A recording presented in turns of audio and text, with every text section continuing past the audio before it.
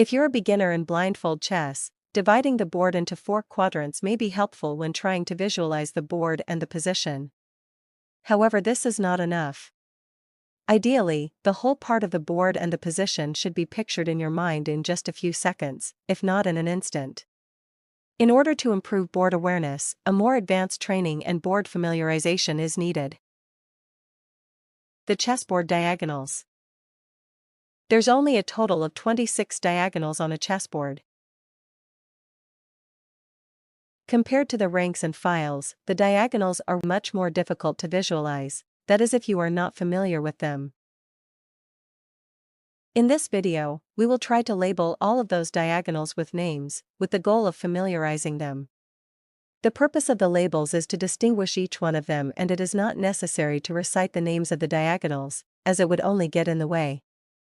The diagonals will be labeled with more meaningful names instead of using the coordinates. This will make sense later when you're used to it. And finally, dark long diagonal and light long diagonal.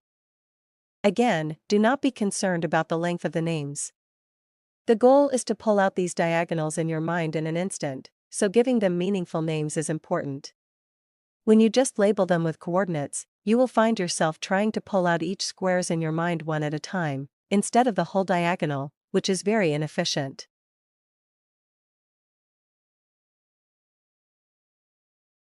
Applying the 4 quadrants, you will see that there is a pattern to these diagonals, which you will find helpful in trying to memorize them, as these patterns repeat. The next thing to do is to memorize what coordinates are on those diagonals. However, this will just come naturally as you practice. Here's another exercise. Exercise 2. On one diagonal, look at the coordinates that it passes through, and visualize what other diagonals it intersects with. In the white light bishop long diagonal, visualize b5.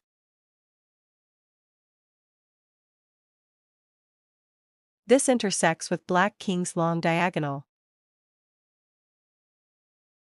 Visualize a6. This intersects with black light bishop short diagonal. Notice that you have just looked at and considered the prospects of where your light bishop can be moved from its initial position. Again, you can combine the exercise with rank and files in addition to diagonals using the same method, and using it with popular openings. Has this helped you improve your chessboard visualization? Write your thoughts in the comments.